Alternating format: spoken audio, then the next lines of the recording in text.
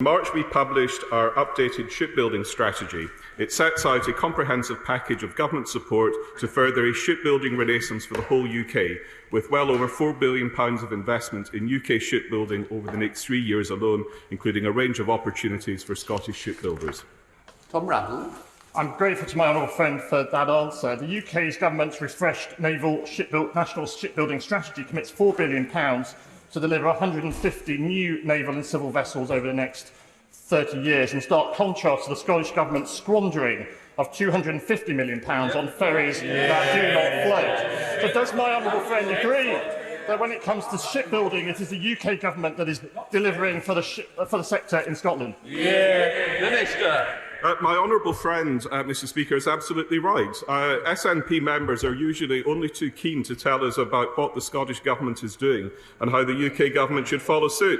Clearly that does not apply in the case of shipbuilding, where the Scottish Government's record is shameful, and it is the UK Government that is delivering for Scotland. Not just in shipbuilding, but from levelling up to energy security and transport connectivity, it is us that is taking the lead. Jen Stevenson. Thank you, Mr Speaker. The SNP haven't built any of the ferries they plan to replace, not one, in their 2012 ferry strategy.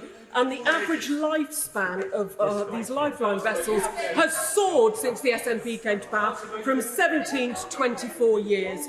Does my right honourable friend agree the Scottish Government needs to address this as a matter of urgency? Minister. Indeed, my honourable friend is absolutely right. And not only are the two over-budget ferries languishing in the yard, but the CalMax Engineering Division head has revealed that the existing vessels could fail at any time. At the weekend, he said there are no spare ferries, so when one goes out of action, stand-ins are deployed from other services, and that has a knock-on effect on other routes. The ships are so busy that there is not enough time to do deep maintenance. And it was reported that more than a third of CalMax fleet are beyond their 30-year design life, more likely for them to break down.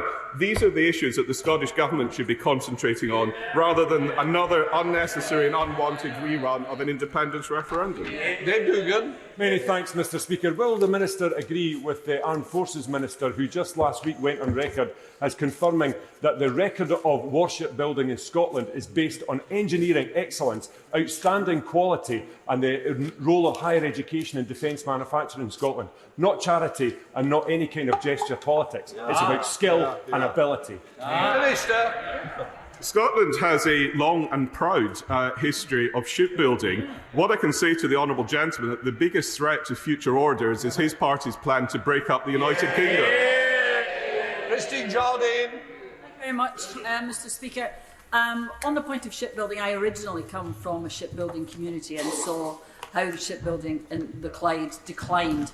But for my constituents in Edinburgh West now, the concern is in building up our industries and creating jobs. So does the Secretary of State agree with me that the moves to improve shipbuilding are far more important than money wasted on vanity projects, ferries that don't work, and a referendum which the majority of people in Scotland do not want to spend the time on divisive arguments?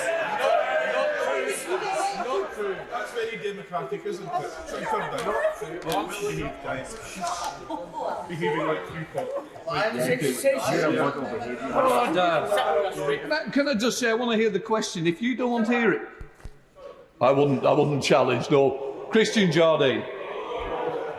Thank you very much, Mr Speaker. Unfortunately, in Scotland, we're used to the SNP just shouting down people who don't agree with. What I was going to ask was if the Minister agrees with me that the people of Scotland would be far better served addressing those problems, assisting the UK Government in rebuilding our shipbuilding industry and helping constituents like mine in Edinburgh West than wasting £20 million on a referendum on an issue that we don't want to discuss again and has been said. Come on, Minister, we've only half an hour. Can't you on one question? I completely agree with the honourable lady, and I believe that our shipbuilding strategy gives a long-term vision and confidence for yards in Scotland and the supply chain to make the investments and deliver the ships, whether for military or civilian use, that we want to see.